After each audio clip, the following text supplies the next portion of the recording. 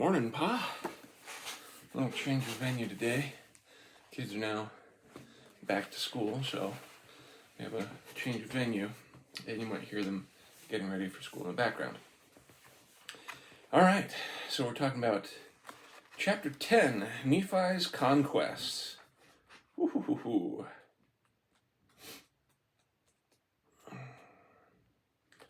Let's see how far I can get in time. Right, after the Israelite Exodus, the Hebrew Bible narrates the long, difficult, and often violent work of the conquest that was initiated by Moses and directed by Joshua. The conquest is presented as a process of first sending spies to scout out the promised land, and then, jarringly, of clearing out those who already lived there to make geographical and cultural space for the nation of Israel. The biblical rationales for the conquest are those of giving the Israelites land on which to live and of keeping them from religious and moral influences dissonant with their religion. The Book of Mormon also narrates a drama of resettlement that entailed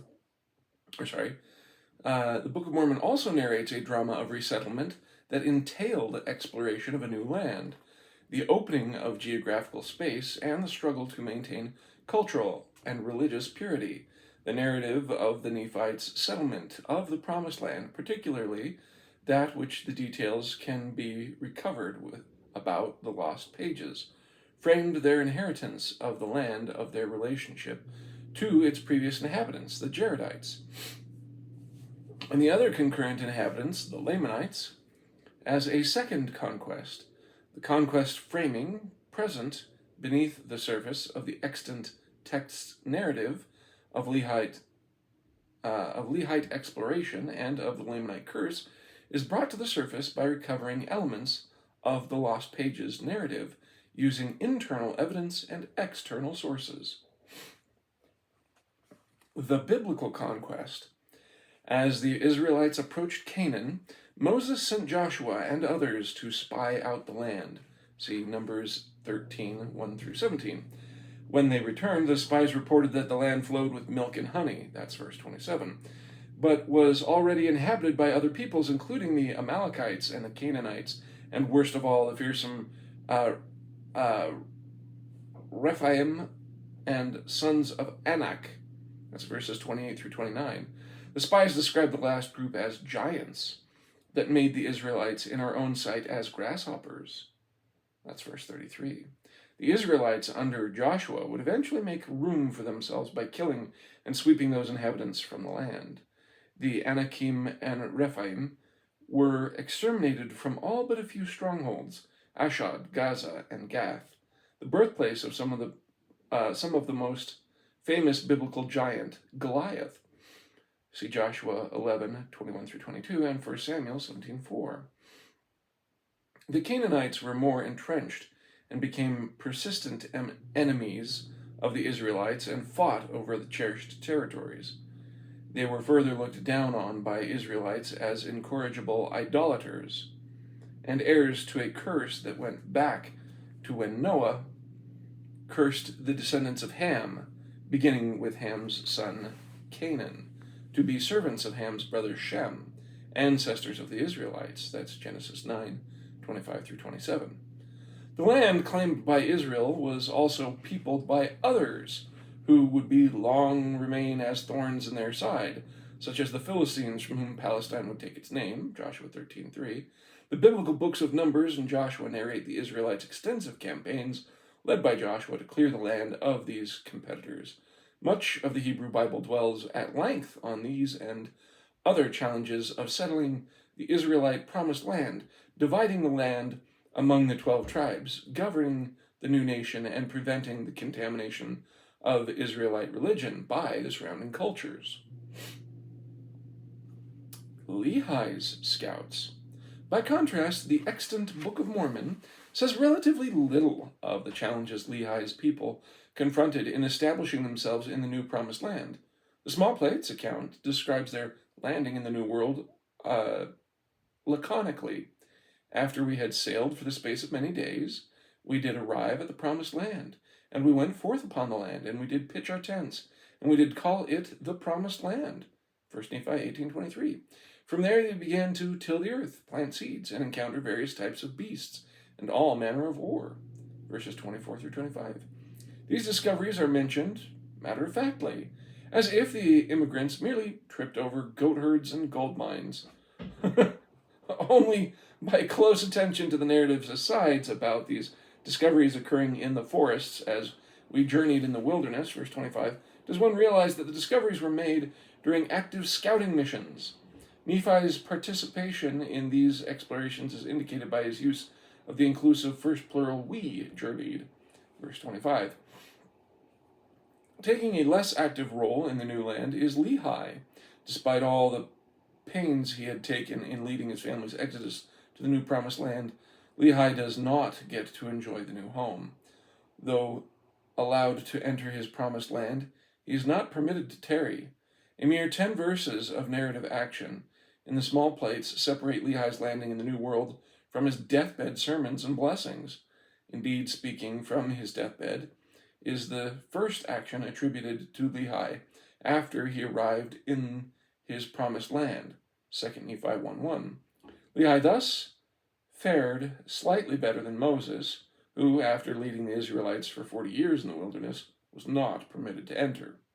A hint that Nephi's initial settlement of the land of Nephi was viewed as a conquest on the biblical model is that Zeniff's attempted reiteration of his settlement of the land of Nephi 4 centuries later was done in conscious imitation of Nephi and was clearly modeled on biblical conquest in their first attempt to retake the land.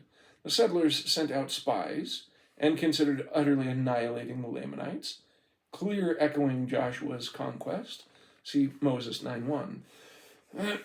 Yet, Zeniff, a participant in this conquest effort, takes on himself the role of a new Nephi by urging a more peaceful approach to the Lamanites and echoing Nephi in the opening words of his own record, quote, I, Zeniff, having been taught in all the language of the Nephites, and having a knowledge of the land of Nephi, or of the land of our fathers' first inheritance, and having been sent as a spy among the Lamanites, being overzealous to inherit the land of our fathers, collected as many as were desirous to go up to possess the land, and started again on our journey.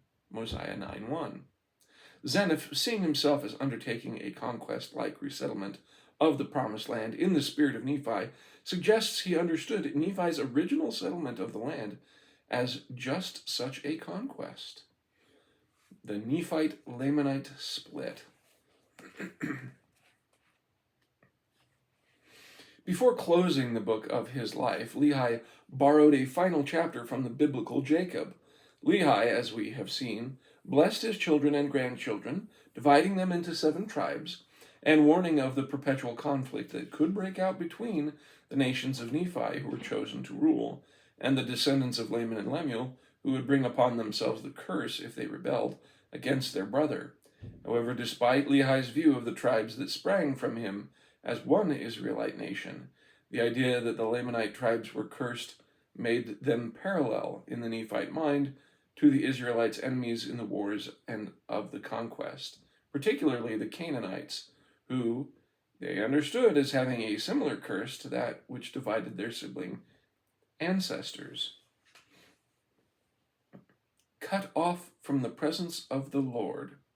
Despite Lehi's warning, Laman, Lemuel, and the sons of Ishmael do, in fact, rebel against Nephi by refusing to follow his religious and political lead, and even plotting his murder.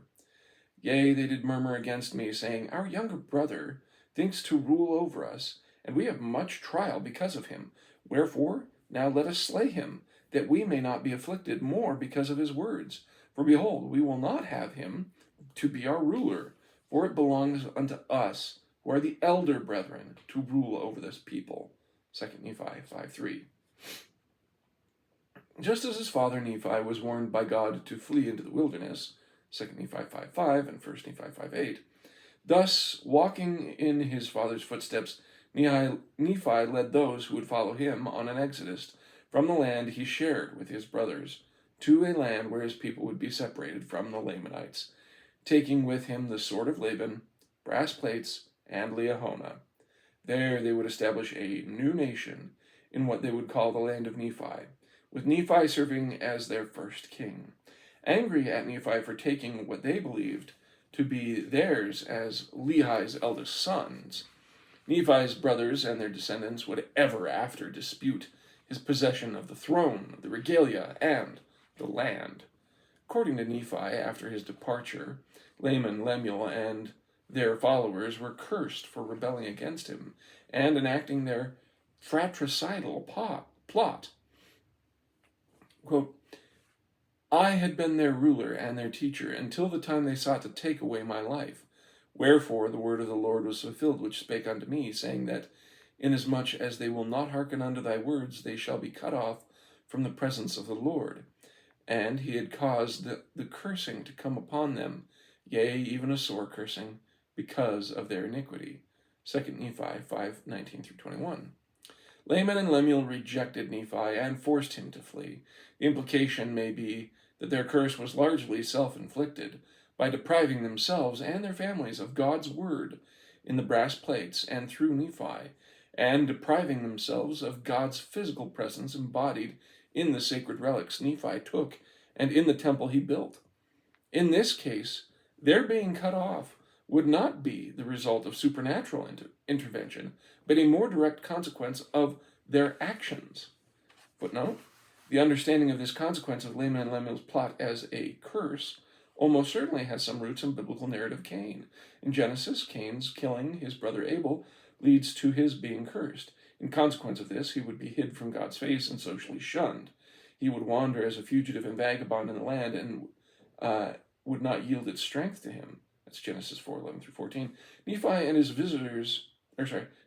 his successors viewed Laman and Lemuel as following in Cain's footsteps, committing the sin of fratricide, at least in their hearts, and thus taking on a similar divine curse. The consequences they report as part of this curse evoke those of Cain's curse.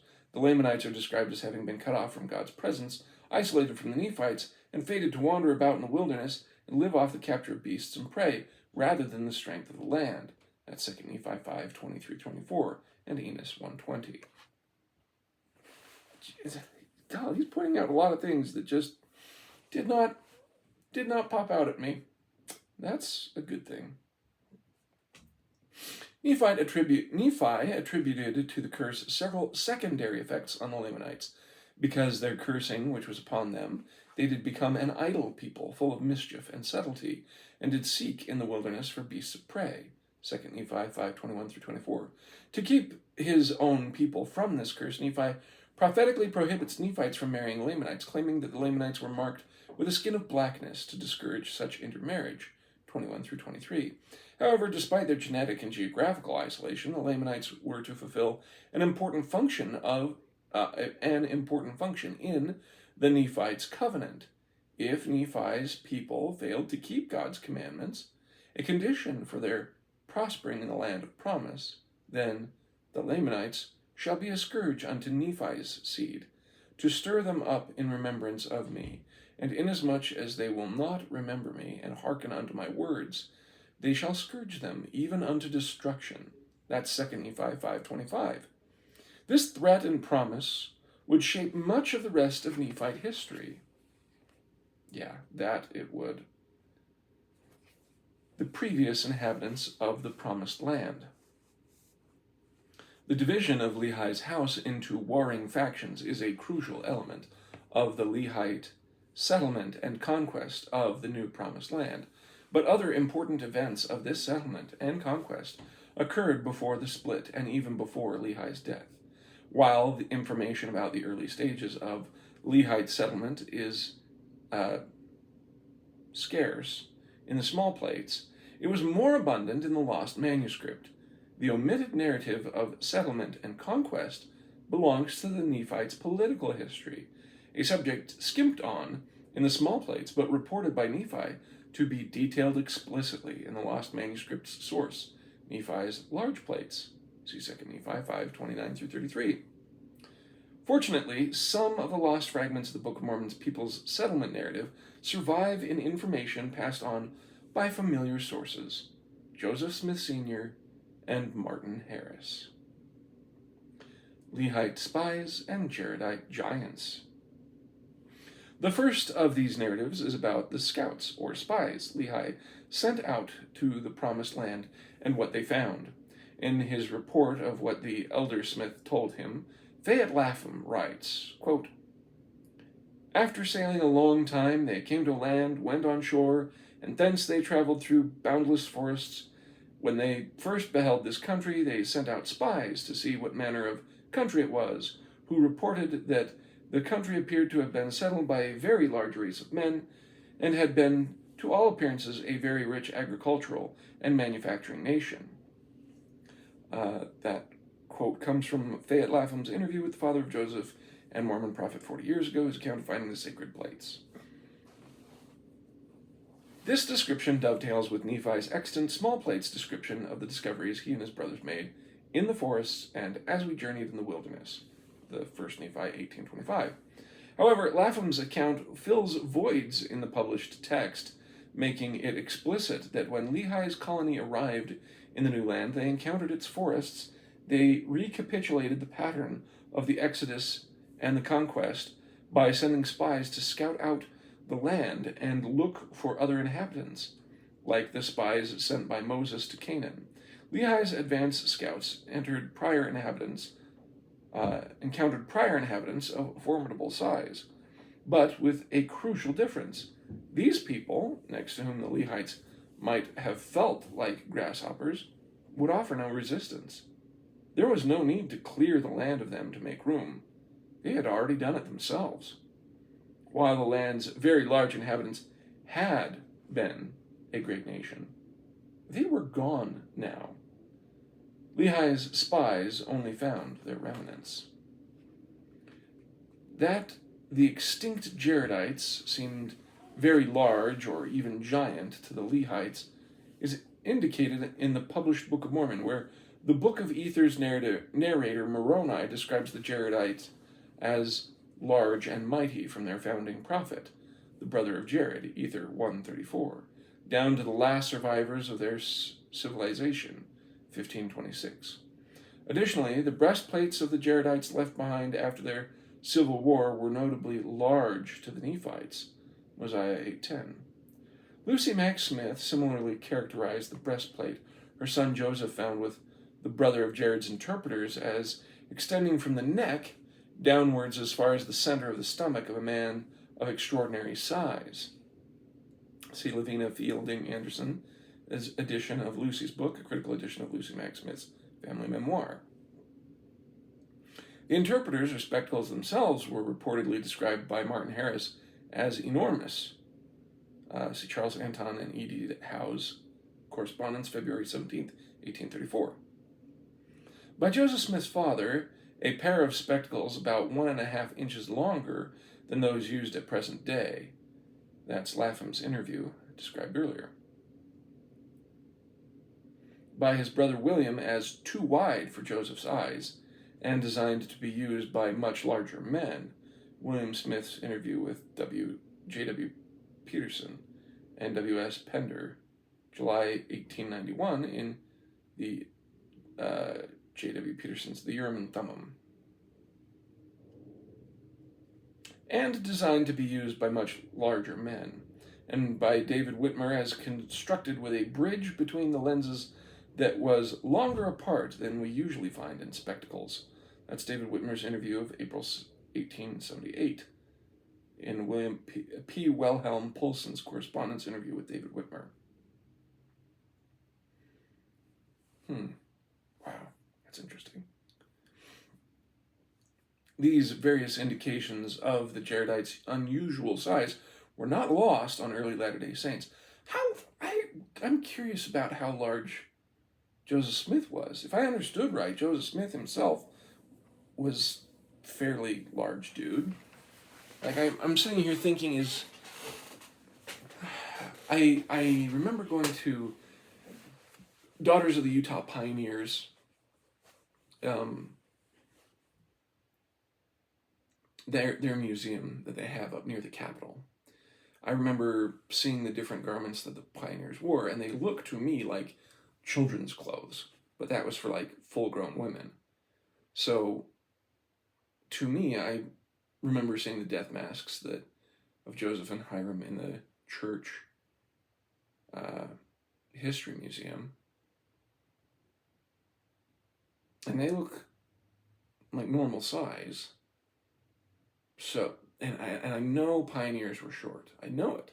I mean, one of my friend's houses growing up was an old pioneer house, and I had to duck going into their front door, which was also quite thick.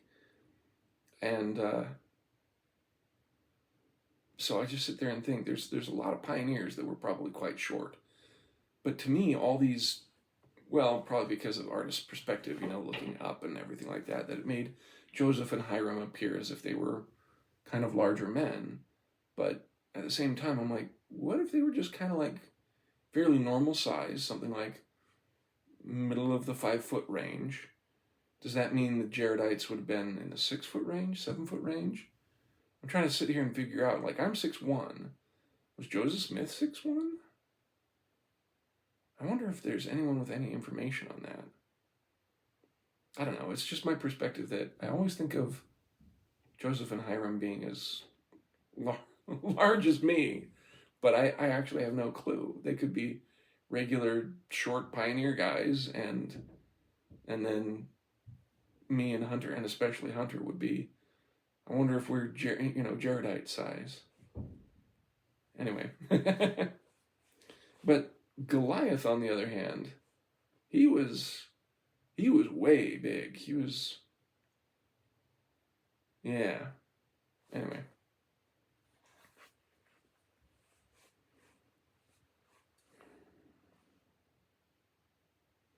These various indications of the Jaredites' unusual size were not lost on the early Latter-day Saints. In 1832, the church periodical The Evening and Morning Star editorialized on the Jaredites,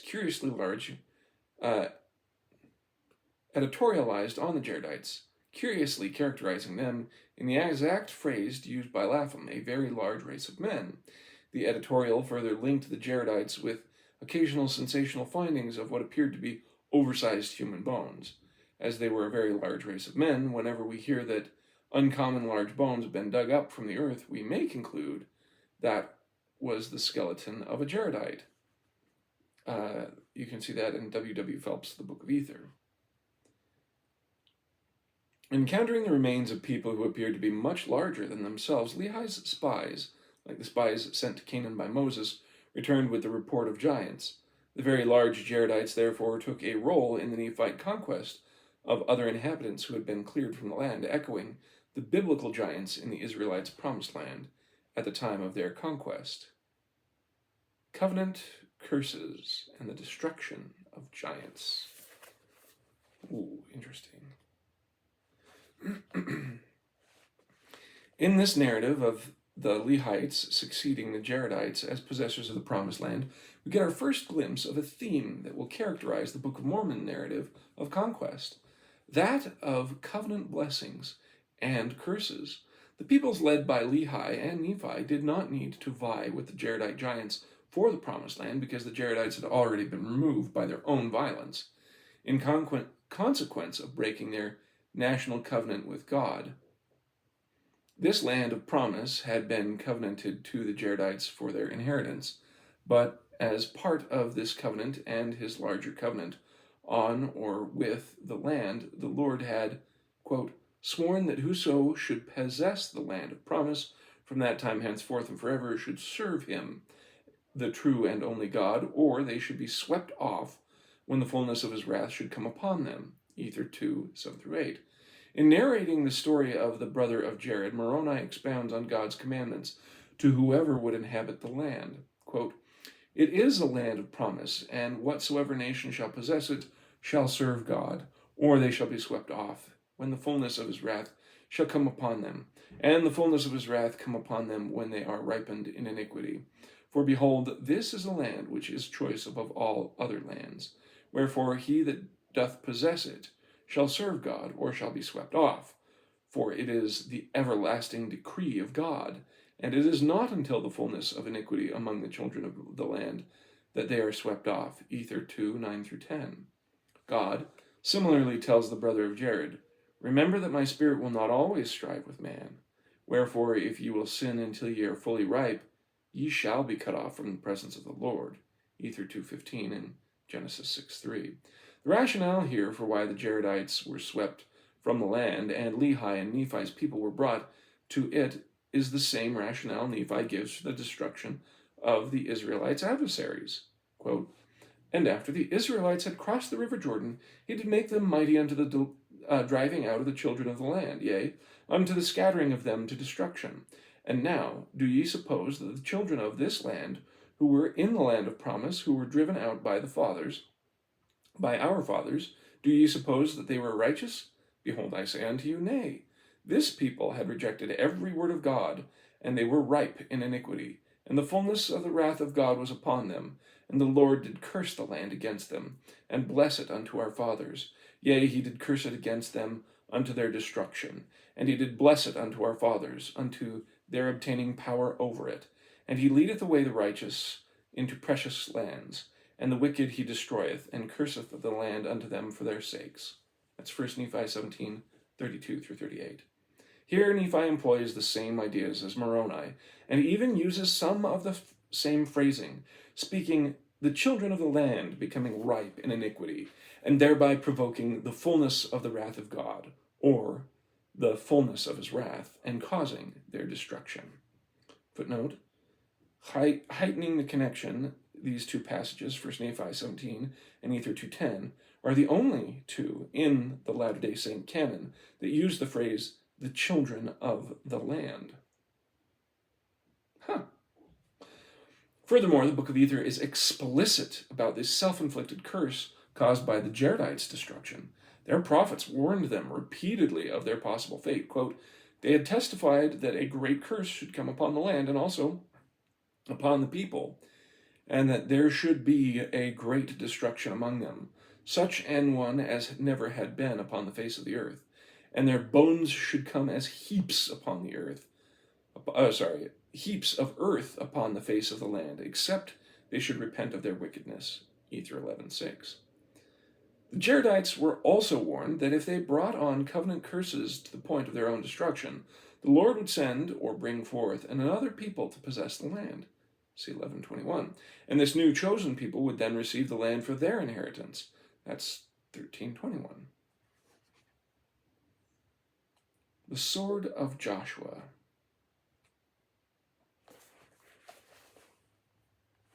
I am going to have to call it here for the day. These are going to be a lot more short, just because I gotta take my wife to the schools she's substituting at and such. So this is fascinating. I did not realize how much Lehi and Nephi relied on the Old Testament, Moses, biblical stuff to start their nation in this new land. It just, to me, when Zeniff wanted to take over the land of inheritance, I thought it was, and that led to the whole Abinadi, Alma the Elder kind of stuff. I always thought them wanting to possess the original land was only semi-similar to the kind of Israelite idea of, well, this is our land of inheritance and we should have it kind of thing. I never thought of it as being, no. Zeniff is trying to echo what Nephi was doing, and Nephi was echoing what Moses was doing. Lehi and Nephi were echoing what Moses was doing, and it makes sense.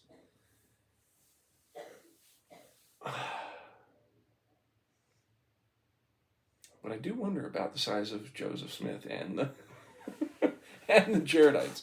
Were they much more along the lines of Goliath, who was 7 foot? Oh God, what was the size of? Let me try and look that up. Because at the same time, it's if the Israelites were smaller, is our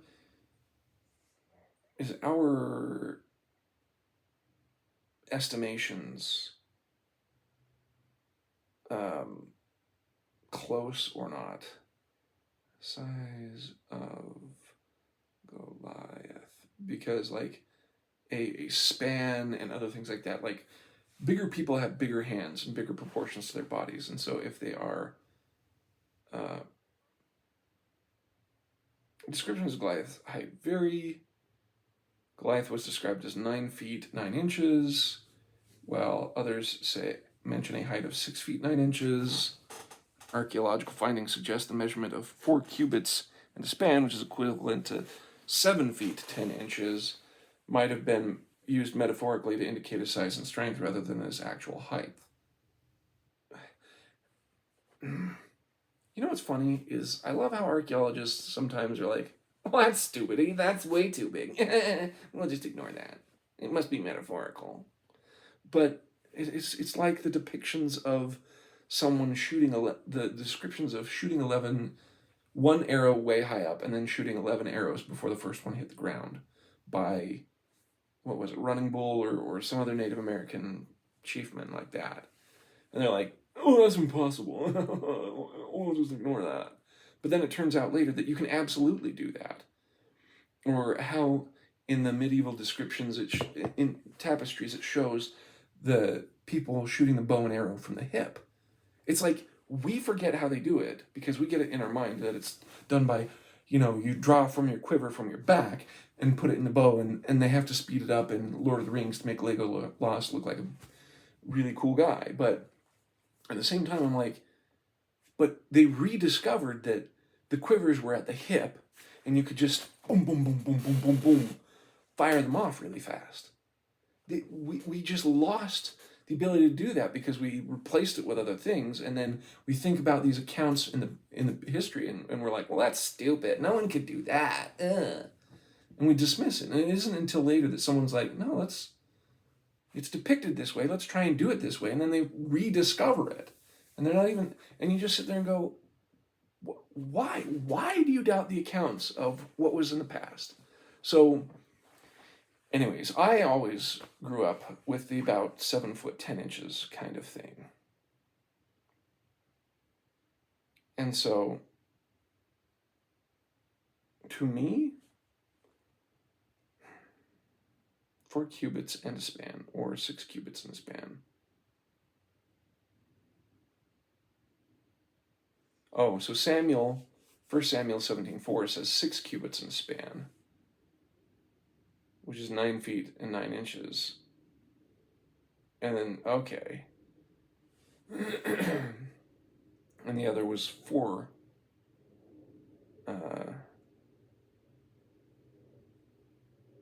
cubits in a span.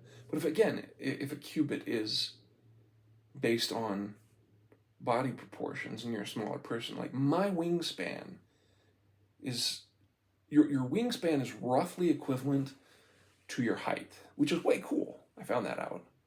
And so, and it's roughly equivalent, but it's pretty close, right? So my wingspan is going to be roughly around 6 foot 2 inches. Hunter's is going to be along the lines of a gorilla. But 6 foot 5, something like that. It just, so I sit here and go, well, if a span has to do with, there wasn't a set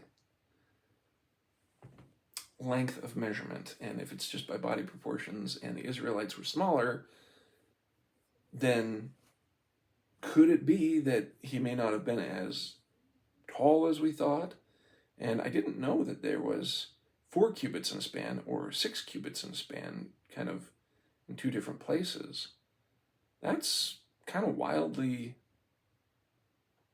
different. Well, I mean, I guess it's cubits, isn't that the length of the arm? Anyway, so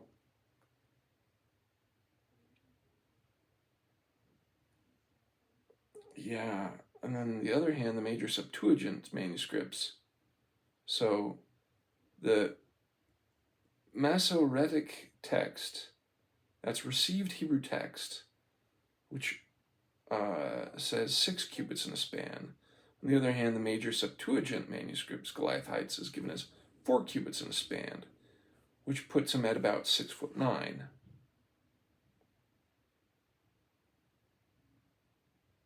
The Dead Sea Scrolls change the situation because in several cases the older Hebrew texts found at Qumran supported the readings of the Septuagint over them. Oh.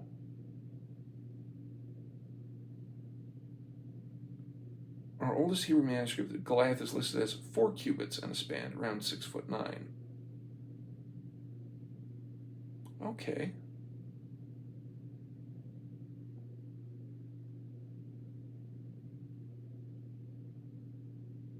The length of an ancient cubit is 54 centimeters, or 1.77 feet. The length of an ancient span is 22 centimeters, or 0.72 feet. So he accepts reading 4 cubit and a span. The cubit and the span have been determined in 7 years, and that comes out to 7 feet and 8 inches. For the Goliath, so Goliath was likely between 6'9" and 7 feet 8 inches. Completely attainable heights. How tall was Joseph Smith?